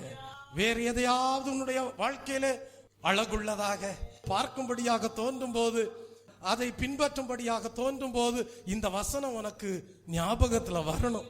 அது உன்னுடைய இருதய பண்டக சாலையில நல்ல விதையா இருக்கணும். அது அந்த சமயத்துல முளை தெழும்ப வேண்டும். நீ சொல்ல வேண்டும், கர்த்தாவே என் முகத்தை தேடுங்கள் என்று சொன்னீரே, உம்முடைய முகத்தையே தேடுவேன் கர்த்தாவே என்று என் உள்ளம் சொல்லிட்டு. கர்த்தருடைய நாமத்திற்கு மகிமை. ஆகவேதான் சங்கீதக்காரன் சொல்லுகிறான், அப்படி யாரெல்லாம் கர்த்தரை தங்களுடைய வாழ்க்கையிலே முன்வைத்து நோக்கி பார்க்கிறார்களோ அவர்களுக்கு ஒத்தாசை உண்டு, அவர்களுக்கு சகாயம் உண்டு. ஆகவேதான் சங்கீதம் 121 சங்கீதம் 1 2 வசனங்களிலே குறிப்பிடுகிறான், எனக்கு ஒத்தாசை வரும் பர்வதங்களுக்கு நேராய் என் கண்களை ஏறெடுக்கிறேன், வானத்தையும் பூமியையும் உண்டாக்கின கர்த்தரிடத்திலிருந்து எனக்கு ஒத்தாசை வரும். சங்கீதம் 123 சங்கீதம் 2 வசனத்தை வாசியுங்கள். இதோ வேலைக்காரரின் கண்கள், இதோ வேலைக்காரருடைய கண்கள் தங்கள் எஜமான்களின் கையை நோக்கி இருக்குமா, தங்கள் எஜமான்களுடைய கையை நோக்கி இருக்குமா போல்.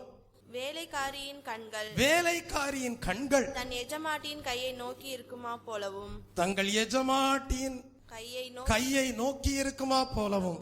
எங்கள் தேவனாகிய கர்த்தர், எங்கள் தேவனாகிய கர்த்தர் எங்களுக்கு இரக்கம் செய்யும் வரைக்கும், எங்களுக்கு இரக்கம் செய்யும் வரைக்கும் எங்கள் கண்கள் அவரை நோக்கி கொண்டிருக்கும். தெய்வ பிள்ளையே, அப்படியானால் கர்த்தரை யார் தங்களுடைய வாழ்க்கையிலே முன்வைத்து நோக்கி பார்க்கிறார்களோ அவர்களுக்கு சகாயம் உண்டு, அவர்களுக்கு ஒத்தாசை உண்டு.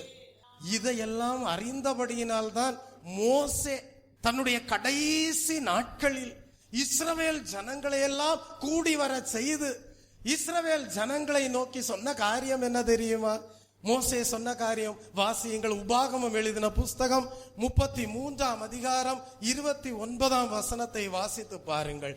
இஸ்ரவேலே, நீ பாக்கியவான், கர்த்தரால் ரட்சிக்கப்பட்ட ஜனமே, கர்த்தரால் ரட்சிக்கப்பட்ட ஜனமே, உனக்கு ஒப்பானவன் யார், உனக்கு ஒப்பானவன் யார், உனக்கு சகாயம் செய்யும் கேடகமும், உனக்கு சகாயம் செய்யும் கேடகமும், உனக்கு மகிமை பொருந்திய பட்டயமும் அவரே, உனக்கு மகிமை பொருந்தின பட்டயமும் அவரே. உன் சத்துருக்கள் உனக்கு இச்சகம் பேசி அடங்குவார்கள், உன் சத்துருக்கள் உனக்கு இச்சகம் பேசி அடங்குவார்கள், அவர்கள் மேடுகளை மிதிப்பாய், அவர்கள் மேடுகளை மிதிப்பாய் என்று சொன்னார். அப்படியானால் மோசே தன்னுடைய கடைசி நாட்களில் இஸ்ரவேல் ஜனங்களை எல்லாம் கூடி வர செய்து என்ன சொன்னான்? நீங்கள் கர்த்தரை உங்களுக்கு முன்பாக வைத்து நோக்கி பாருங்கள், ரட்சிக்கப்படுவீர்கள். உங்கள் சத்துருக்கள் உங்களுக்கு இச்சகம் பேசி அடங்குவார்கள். உங்களுக்கு சகாயம் செய்யும் கேடகம் அவர்தான் என்று குறிப்பிட்டான். எவ்வளவு ஒரு பெரிய தெய்வ வெளிப்பாடு மோசேக்குள்ளாக காணப்பட்டது. இன்றைக்கும் தெய்வ ஜனமே, நீ ஆவிக்குரிய இஸ்ரவேலனாக காணப்படுகிறாய், நீ ஆவிக்குரிய இஸ்ரவேல் ஜனமாக காணப்படுகிறாய். உனக்கு இதோ சகாயம் செய்யும் கேடகமும் மகிமை பொருந்தின பட்டயமும் அவரே. நீ அவரை உன்னுடைய வாழ்க்கையிலே முன்வைத்து நீ அவரை நோக்கி பார்ப்பாயானால் அவரால் உனக்கு சகாயம் உண்டு, அவரால் உனக்கு ஒத்தாசை உண்டு, அவரால் உன்னுடைய வாழ்க்கையில் இருக்கக்கூடிய எல்லா பிரச்சனைகளும் மாறும். கர்த்தருடைய நாமத்திற்கு மகிமை உண்டாவதாக. ஆம் தெய்வ பிள்ளையே, கர்த்தரை உன்னுடைய வாழ்க்கையிலே முன்வைத்து நோக்கி பார், அவரிடத்திலிருந்து உனக்கு ஆலோசனைகள் வரும். ஆகவேதான் சங்கீதக்காரன் சொல்கிறான், நான் உனக்கு போதித்து நீ நடக்க வேண்டிய வழியை உனக்கு காட்டுவேன், உன்மேல் என் கண்ணை வைத்து உனக்கு ஆலோசனை சொல்லுவேன். அப்படியானால் யார் மீது கர்த்தருடைய கண்கள் இருக்கிறதோ, யாரெல்லாம் கர்த்தரை தங்களுடைய வாழ்க்கையில முன்வைத்து நோக்கி பார்க்கிறார்களோ அவர்களுடைய வாழ்க்கையிலே கர்த்தருடைய ஆலோசனைகள் உண்டாயிருக்கும். இன்றைக்கு உன்னுடைய வாழ்க்கையிலே கர்த்தருடைய ஆலோசனைகள் உண்டாயிருக்கும்படியாக தேவன் உன்னை தம்முடைய சமூகத்திலே கொண்டு வந்திருக்கிறார். அவரை நோக்கி பார், அவருடைய ஆலோசனைகள் உனக்கு உண்டாயிருக்கும். அவருக்கு பெயரே ஆலோசனை கர்த்தர். 2 சாமுவேலுக்கு எழுதின புஸ்தகம் 16 அதிகாரம் 23 வசனத்திலே படிக்கிறோம். அன்றைக்கு அகித்தோப்பேலின் ஆலோசனை தேவனுடைய வாக்கை போல் இருந்தது. ஆனால் தேவ சித்தத்தை மீறிய போதோ கர்த்தர் அகித்தோப்பேலின் ஆலோசனையை அதமாக்கி போட்டார் என்று அறிந்து கொள்கிறோம். 2 சாமுவேலின் புஸ்தகம் 17 அதிகாரம் 14 வசனத்தை நீங்கள் படித்து பாருங்கள், வீட்டிலே போய் படித்து பாருங்கள். அன்றைக்கு அகித்தோப்பேலின் ஆலோசனை தேவனுடைய ஆலோசனையை போல, தேவனுடைய வாக்கை போல இருந்தது. ஆனால் அவன் தேவ சித்தத்தை மீறின போதோ அதே அகித்தோப்பேலின் ஆலோசனையை தேவன் அதமாக்கி போட்டார். இன்றைக்கு உங்களுக்கு முதியோர்கள் ஆலோசனை சொல்லலாம், பெற்றோர் ஆலோசனை கொடுக்கலாம், ஏன் கல்வி கூடத்திலே ஆசிரியர்கள் உங்களுக்கு ஆலோசனை கொடுக்கலாம். ஆனால் அந்த ஆலோசனைகளுக்கு மேலாக தேவன் கொடுக்கிற ஆலோசனை தான் உங்களுடைய வாழ்க்கையிலே நிலைத்திருக்கக்கூடியதாகவும் ஆசீர்வாதத்திற்குரியதாகவும் உங்களை பாதுகாக்கக்கூடியதாகவும் உங்களுடைய வாழ்க்கையிலே மீட்பையும் ரட்சிப்பையும் வெளிச்சத்தையும் அருளி செய்யக்கூடியதாகவும் ஒத்தாசை கொண்டு வரக்கூடியதாகவும் கிருபையின் ஆவியையும் விண்ணப்பத்தின் ஆவியையும் பெற்றுக்கொள்வதற்கு ஏதுவாகவும் காணப்படும். கர்த்தருடைய நாமத்திற்கு மகிமை உண்டாவதாக. யோசித்து பாருங்கள், மோசே இஸ்ரவேல் ஜனங்களை லட்சக்கணக்கான இஸ்ரவேல் ஜனங்களை எகிப்திலிருந்து விடுதலையாக்கி கானானுக்கு நேராக வழிநடத்தி கொண்டே போகிறார். அதே மோசேக்கு மோசேயினுடைய மாமனாரும் வந்து ஆலோசனை கொடுக்கிறார். ஆனால் மோசே மாமனாருடைய ஆலோசனையை கேட்டாலும் மறுபக்கத்திலே முக்கியமாக எல்லா ஆலோசனைகளையும் தேவனிடத்திலிருந்தே பெற்று அதன்படி நிறைவேற்றக்கூடியவராய் இருந்தார். எங்கே இஸ்ரவேல் ஜனங்கள் பாளையம் இறங்க வேண்டும், எப்பொழுது புறப்பட வேண்டும், ஆசரிப்பு கூடாரத்தை எப்படி செய்ய வேண்டும், இந்த எல்லா காரியங்களிலேயும் கர்த்தருடைய ஆலோசனைகளை பெற்று மோசே நிறைவேற்றக்கூடியவராய் இருந்தார்.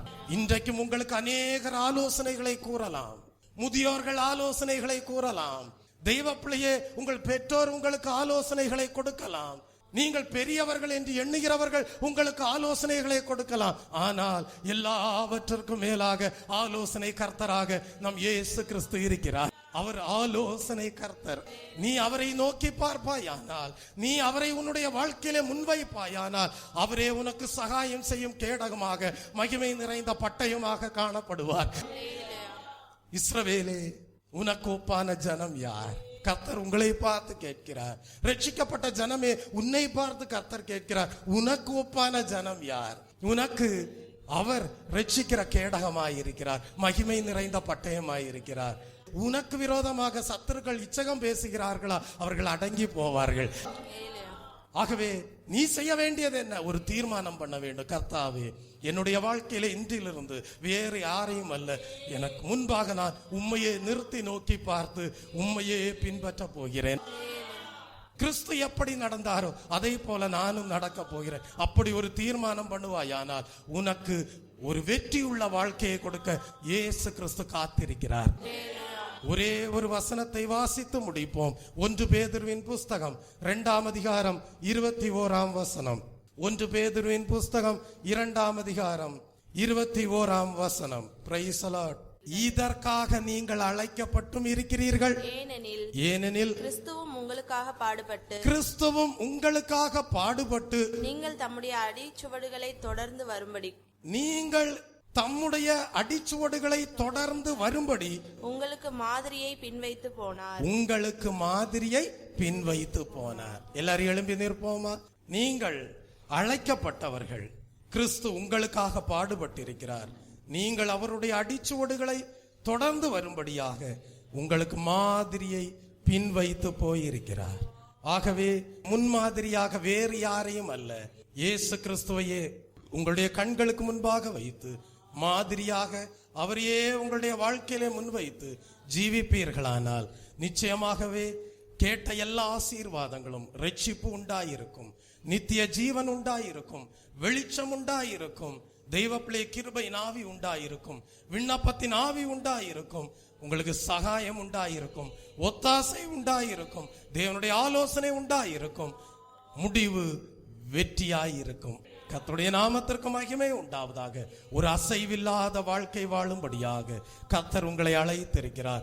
கிறிஸ்து உங்களுக்குள்ளாகவும் நீங்கள் அவருக்குள்ளாகவும் நிலைத்திருக்கக்கூடிய ஜீவியம் செய்யும்படியாக உங்களை வேறு பிரித்திருக்கிறார், உங்களை தெரிந்து கொண்டிருக்கிறார். உங்களுடைய வாழ்க்கையிலே தேவ அன்பு பூர்ணமடைந்ததாக காணப்படட்டும். ஒரு தீர்மானத்தோடு வாழ வேண்டும். கர்த்தாவே, நீர் என்னிலே நிலைத்திருக்கக்கூடியவராக, நான் உம்மிலே நிலைத்திருக்கக்கூடியவராக, அப்படிப்பட்ட ஒரு ஐக்கியப்பட்ட வாழ்க்கை, தேவ அன்பு பூர்ணமடைந்த வாழ்க்கை, வசனத்தை கை கொண்டு வாழக்கூடிய வாழ்க்கை வாழும்படியாக என்னை அர்ப்பணிக்கிறேன் என்று சொல்லி இந்த காலை வேளையிலே உங்களுடைய வாழ்க்கையை அர்ப்பணம் செய்யுங்கள். கர்த்தரை நம்புகிறவர்கள் அசைக்கப்படுவதில்லை. வசனத்தை உறுதியாக பற்றி கொண்டு கிறிஸ்துவின் மேல் அஸ்திபாரமிட்டவர்கள் அசைக்கப்படுவதில்லை. அது மாத்திரமல்ல, யாரெல்லாம் கர்த்தரை தங்களுடைய வாழ்க்கையிலே முன்வைத்து அவரை நோக்கி பார்த்து அவர் வைத்த மாதிரியை தங்களுடைய வாழ்க்கையிலே பின்பற்றுகிறார்களோ அவர்கள் அசைக்கப்படுவதில்லை. நான் கர்த்தரை எனக்கு முன்பாக வைத்து நோக்கி பார்த்து கொண்டிருக்கிறேன். அவர் என் வலது பார்சத்தில் இருக்கிறபடியால் அசைக்கப்படுவதில்லை. கர்த்ததாமே அப்படியே உங்களுடைய வாழ்க்கை கிறிஸ்து உங்களிலேயும் நீங்கள் கிறிஸ்துவிலேயும் நிலைத்திருக்கக்கூடிய வண்ணமாக ஒரு அசைவில்லாத வாழ்க்கை வாழும்படியாக கர்த்தரை உங்களுடைய கண்களுக்கு முன்பாக வைத்து நோக்கி பார்த்து ஜீவிக்க தேவன் தாமே உங்களுக்கு கிருபை நல்குவாராக. ஆமென். ஜெபிப்போம். அன்பு மகா கிருபையும் இரக்கமும் நிறைந்த பரலோக பிதாவே, ஒரு அசைவில்லாத ஜீவியம் செய்கிறவர்களுடைய வாழ்க்கையிலே எப்படிப்பட்ட மூன்றாவது அனுபவம் உண்டாயிருக்கும் என்பதை இந்த ஓய்வு நாளின் காலை வேளையிலே கற்றுக்கொள்ள செய்தீரே, உமக்கு ஸ்தோத்திரம். உம்மிலே நிலைத்திருக்கிறவர்கள், நீர் யாருடைய வாழ்க்கையிலே நிலைத்திருக்கிறீரோ அவர்களுடைய வாழ்க்கை கர்த்தாவே உம்மையே தங்களுடைய வாழ்க்கையிலே முன்வைத்து நோக்கி பார்த்து ஜீவிக்கக்கூடிய வாழ்க்கையாய் இருக்கும் என்பதை கற்றுக் கொடுத்தீரே கர்த்தாவே. அப்படி அசைவில்லாத ஜீவியம் செய்கிறவருடைய வாழ்க்கையிலே உம்முடைய ரட்சிப்பு உண்டாயிருக்கும். நீர் அருளி செய்கிற நித்திய ஜீவன் உண்டாயிருக்கும். நீர் அருளி செய்கிற கிருபையின் ஆவியும் விண்ணப்பத்தின் ஆவியும் உண்டாயிருக்கும். கர்த்தாவே, அவர்களுடைய வாழ்க்கை பிரகாசமடைந்ததாய் இருக்கும். அவர்களுடைய வாழ்க்கையிலே உம்முடைய ஆலோசனைகள் உண்டாயிருக்கும். அவர்களுடைய வாழ்க்கையின் முடிவு வெற்றிகரமாயிருக்கும் என்பதை கற்றுக் கொடுத்தீரே, உமக்கு ஸ்தோத்திரம். கற்றுக்கொண்ட சத்தியங்கள் உடைய பிள்ளைகளுடைய வாழ்க்கையிலே நிறைவேறக்கூடியதாக காணப்பட தேவனே நீர் ஆசீர்வதித்தருளும். எல்லா துதி கன மகிமை யாவும் மக்கே செலுத்துகிறோம். மீட்பர் இயேசு கிறிஸ்துவின் இன்ப நாமத்தில் ஜெபிக்கிறேன் பரிசுத்தம் உள்ள நல்ல பிதாவே, ஆமென். என் ஆத்துமாவே கர்த்தரை ஸ்தோத்திரி, என் முழு உள்ளமே பரிசுத்த நாமத்தை ஸ்தோத்திரி. என் ஆத்துமாவே கர்த்தரை ஸ்தோத்திரி, அவர் செய்த சகல உபகாரங்களையும் மறவாதே. ஆமென். நம்முடைய கர்த்தராகிய இயேசு கிறிஸ்துடைய கிருபையும் பிதாவாகிய தேவனுடைய அன்பும் பரிசுத்தாவியானவருடைய அந்யோன்ய ஐக்கியமும் இன்றும் என்றும் சதா காலங்களிலும் நம் அனைவரோடும் நம்முடைய குடும்பங்களோடும் சபையாரோடும் இருப்பதாக. ஆமென். தேவன் அடைக்கலமே, என் கோட்டையும் அரணும் அவர். அவர் சத்தியம் பரிசயம் தேடகமாம், என் நம்பிக்கையும் அவரே. அவர் சத்தியம் பரிசயம் தேடகமாம், என் நம்பிக்கையும் அவரே. அவர் சட்டையின் கீழ் அடைக்கலம் புகழை நாம் சிறகுகளால் போடுவார். அவர் சட்டையின் கீழ் அடைக்கலம் புகழை நாம் சிறகுகளால் போடுவார். ஹல்லேலூயா, ஹல்லேலூயா, ஹல்லேலூயா, ஹல்லேலூயா, ஹல்லேலூயா, ஹல்லேலூயா, ஹல்லேலூயா,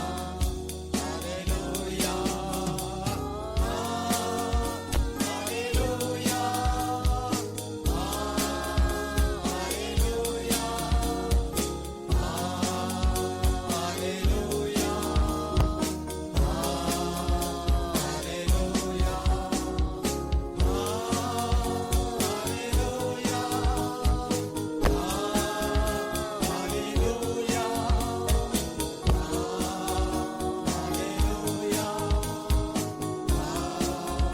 ஹல்லேலூயா,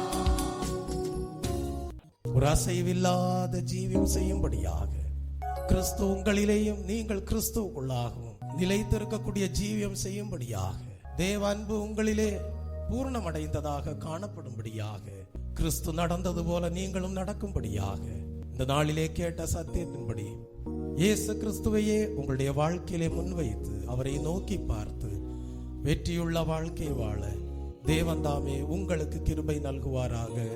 ஆமென்.